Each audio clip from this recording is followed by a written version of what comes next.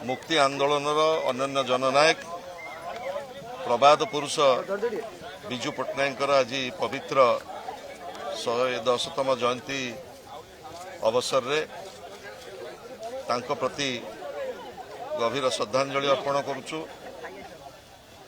आज ओडिया जातिर यही महान जननायक जी स्वप्न देखिथिले ओडिशा को भारत वर्षर गोटे समृद्ध राज्य करी गढ़ी तोलिबी।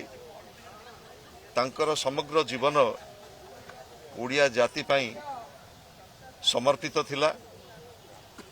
से एकधार रे एभली जन जननायक जी स्वाधीनता आंदोलन रे भाग नहीं, जी ओडिशा विकासर धुरीणकर्ता थिले एवं भारत वर्षर ओडिशार परिचय कहले अत्युक्ति हब नाही।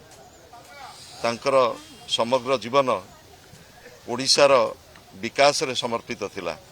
पारादीप बंदर ठू आरंभ करी कोल्हाप पर्यंत जेतिकी ओडिशार स्वाधीनता परवर्ती समय ओडिशार जहाँ विकास होईछि सेथिरे तांकर पदचिन्ह आज मध्य स्पष्ट।